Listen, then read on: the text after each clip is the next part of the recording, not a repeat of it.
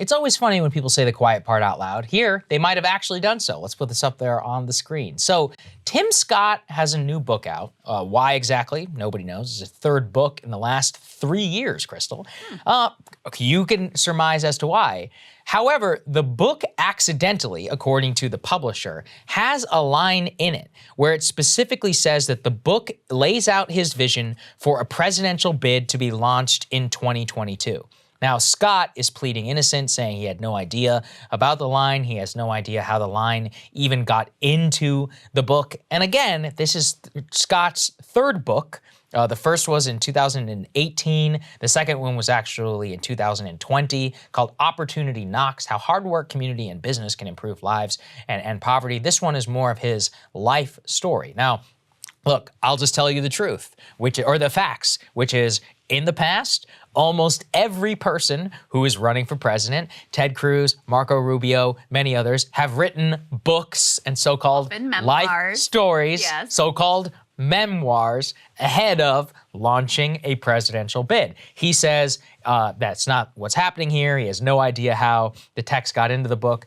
I mean, look, I think he's kind of crazy because, look, how does this line end up in your book without at least not approval necessarily, but maybe that was the way he pitched it to them? And these things go through a hell of a lot of scrutiny. It made it all the way to the copyright page.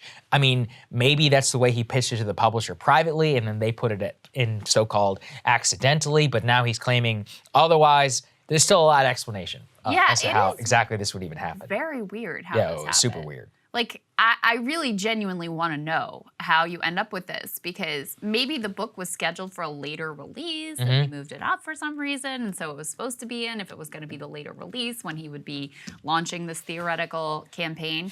The other question I had for you, Saagar, is though, like, how has he sort of like positioned himself with regards to Trump? Where does he fall in the spectrum? How has he sort of carved out a niche? He got endorsed by Trump. Party? Got endorsed by Trump for his reelection, so obviously that matters. He's kind of an interesting guy. I mean, he's like a bit of it more of a happy warrior, very much still like the free market, Jack Kemp kind of capitalism school, but squared the Trump years pretty well. I mean, he's ultimately a guy who got criminal justice reform done. He had a pretty good relationship with them. He also, has always been one of those guys who is his happy demeanor, and this is more about him as a politician, has let him rise above some of the more nasty GOP wars or like culture fights. So he articulates things in a way that very palatable, I think, to a lot of GOP voters, which I think is kind of interesting, and he probably has more crossover. But I think Trump people are skeptical of him just because he doesn't actually support a lot of the stuff I'm talking about here in Washington. But voters in particular, I mean, look, he's pretty popular in the state of South Carolina, and he did get the Trump endorsement. I think Trump sees the power of Tim Scott. Now, do I think he would in a primary? No, I don't think so whatsoever, for many of the reasons that I just described. But, as a politician, he's not bad.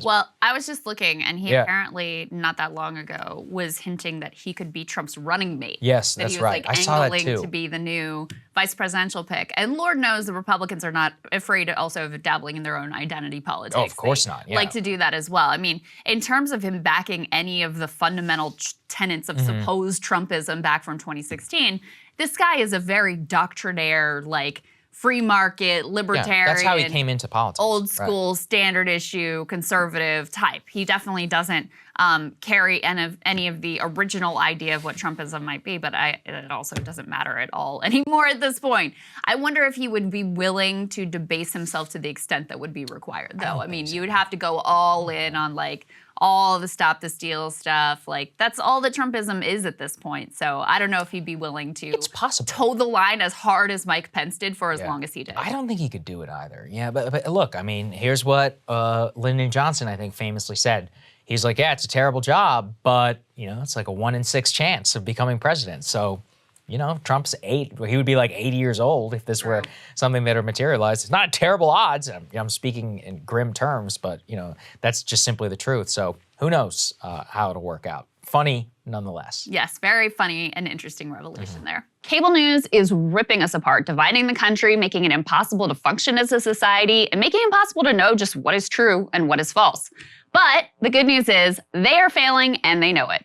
That is why we're building something new, a new mainstream, a healthier one, something more trustworthy, something that we are going to need in one of the most pivotal times in American history. We are building up here for the midterms, for the upcoming presidential election, but we need your help. So if you can help us out by becoming a premium member today at breakingpoints.com, we're trying to change America for the better and the entire world. So what are you waiting for, guys? Go to breakingpoints.com and sign up and help us build a new mainstream.